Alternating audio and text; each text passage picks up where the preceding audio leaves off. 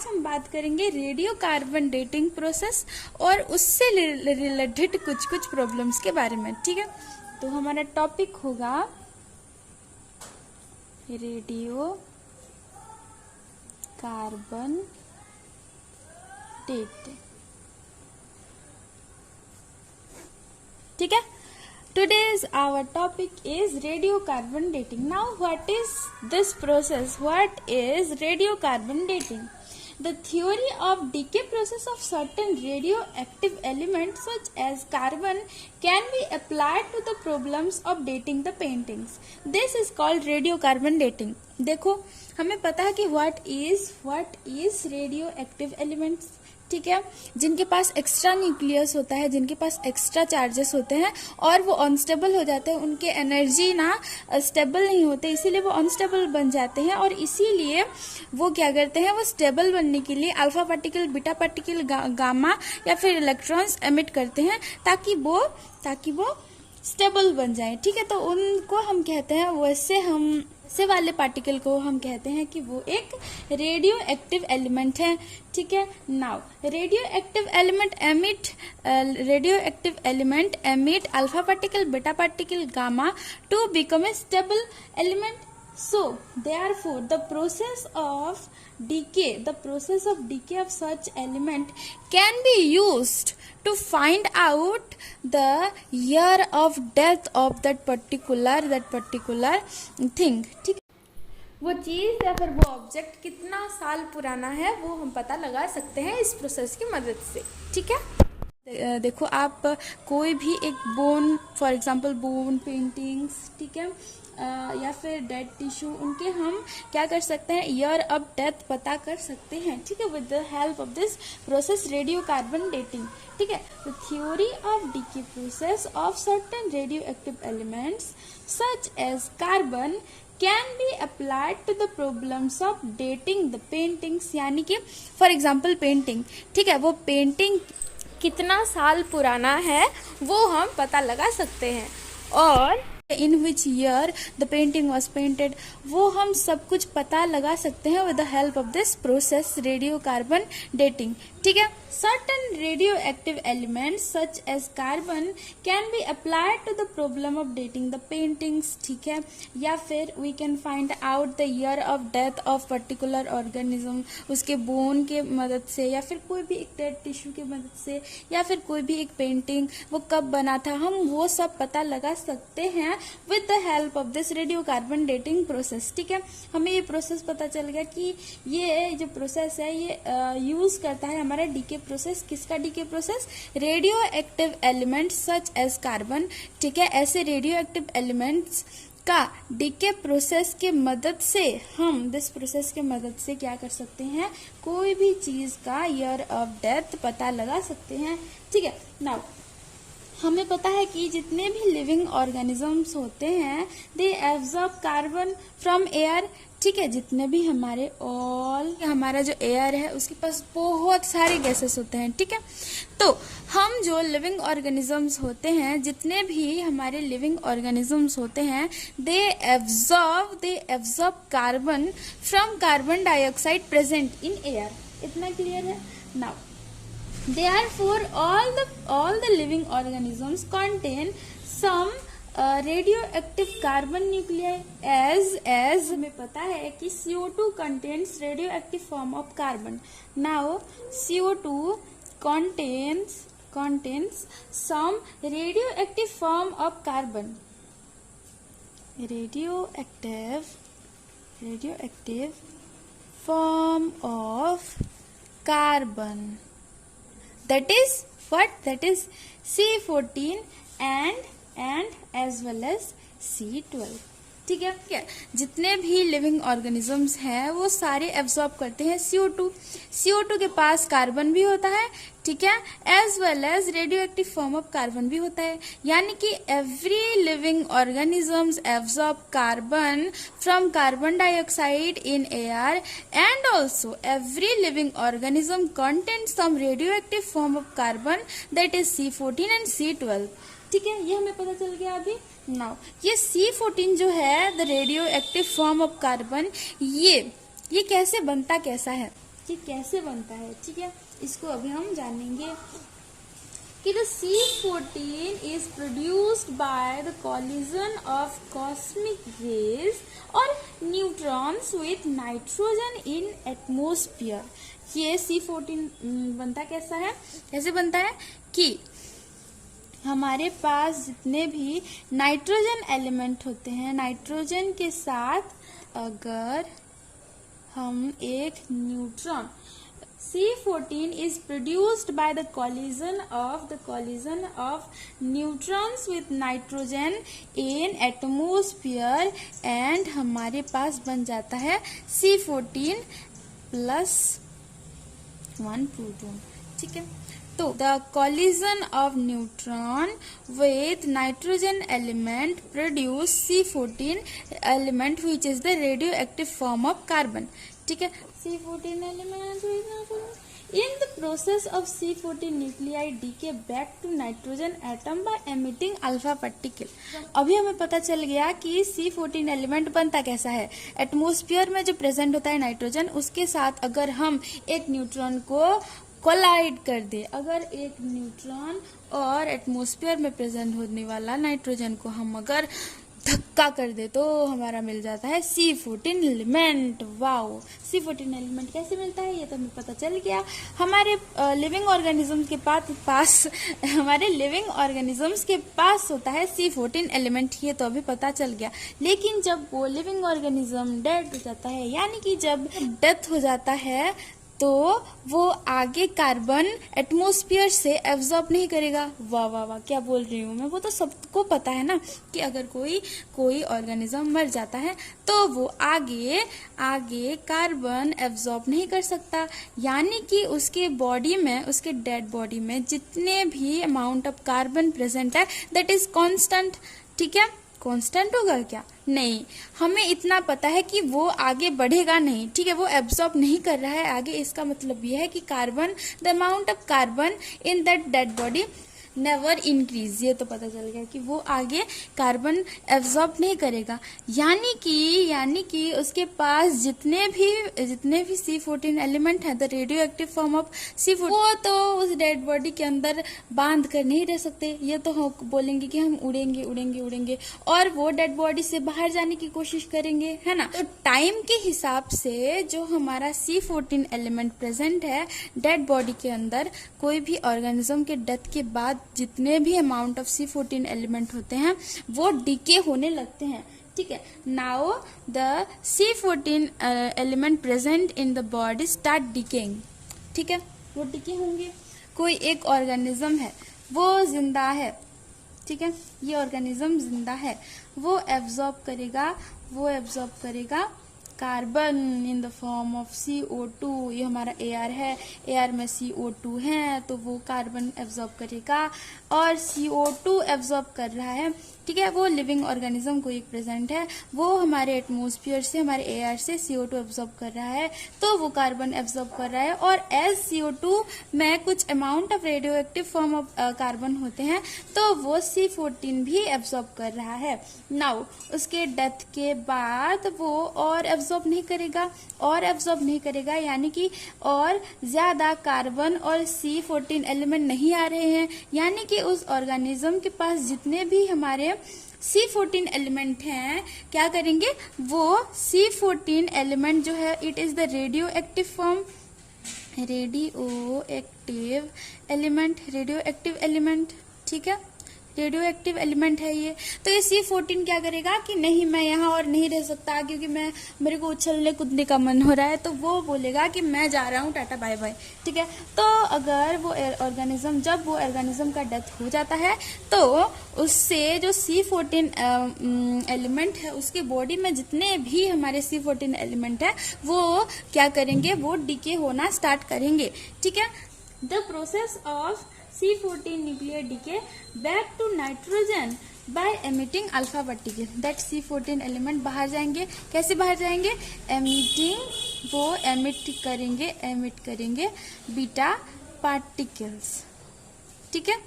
तो बॉडी से हमारे C14 एलिमेंट जो है radioactive form of radioactive element जो है they start emitting beta particles, और फिर हमारा C14 जो एलिमेंट है ये बन जाएगा नाइट्रोजन। फिर से ये हमारा नाइट्रोजन बन रहा है एक बीटा पार्टिकल एमिट करके, ये ठीक है।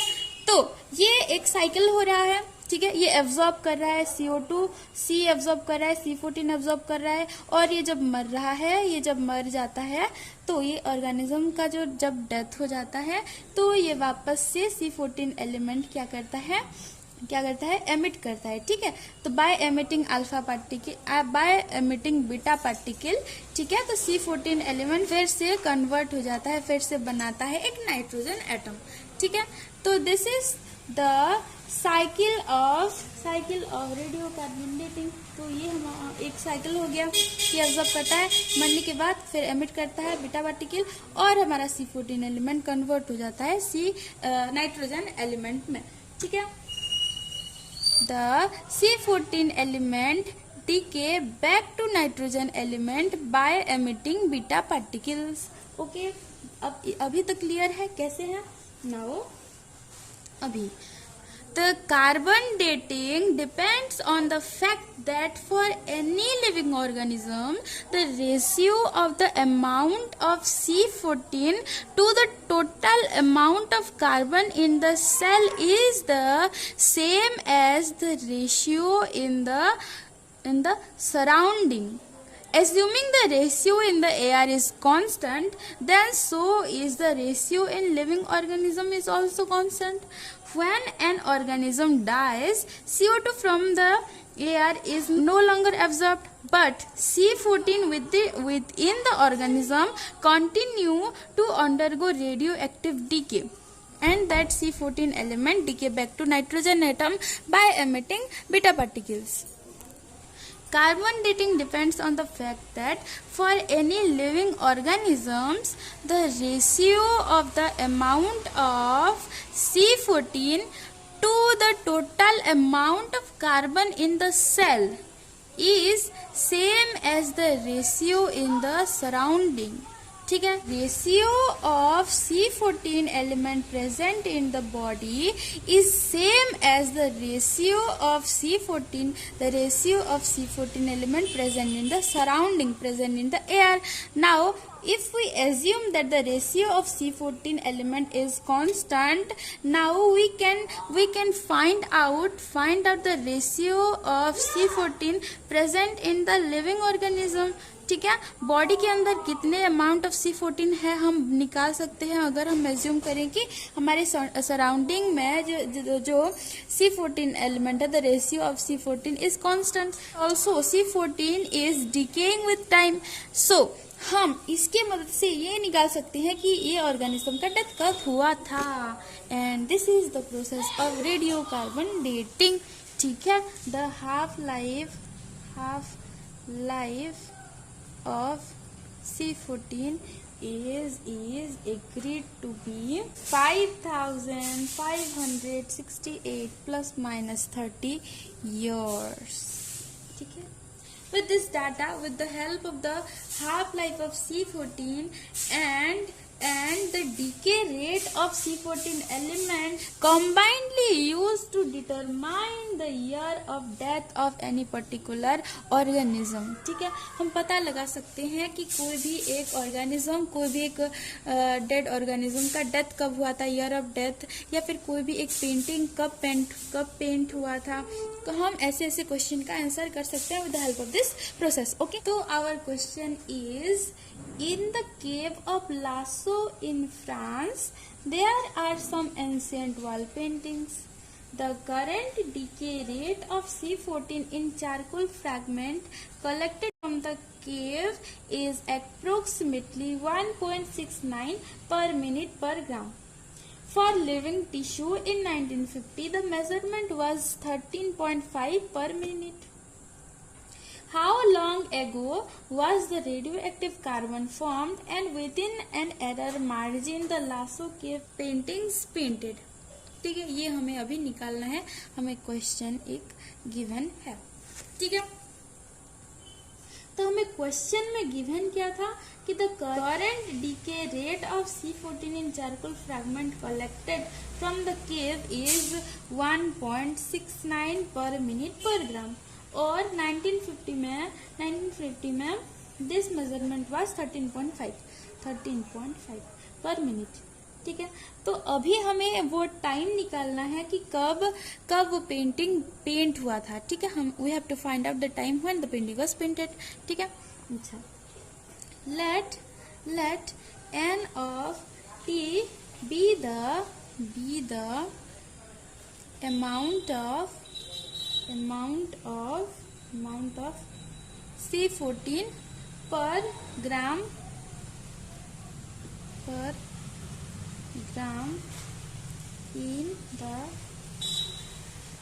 in the charcoal at time t। ठीक है, n of t क्या है? The amount of C14 element present in the charcoal at time t। ठीक है, नाउ हमें पता है कि the model of exponential decay, हमें पता है कि dn by dt is equal to minus k into n of t। ये इक्वेशन हमें निकालना आता है ना। Also we know half life of C14 this and with the help of this half life of C14 we can also find out the decay rate। कैसे निकालेंगे? Formula क्या है कि k is equal to log 2 divided by half life of C14, half life of C14। ठीक है, तो k is equal to log 2 divided by half life of C14। तो इसको हम करेंगे तो this will be approximately equal to 0.000124 per year. ठीक है, तो we know what is the value of k is given by k is approximately equal to 0.000124 per year. ठीक है, have to find t, let capital T, we have to find out capital T denote the time when the painting was painted। ठीक है, तो we have to find out what is capital T। तो हमें capital T निकालने के लिए let the current time t is equal to t naught is equal to 0 be the current time। let suppose t is equal to t naught is equal to 0 be the current time। और हमें obviously पता है कि जो capital T है it is always smaller than हमारा current time।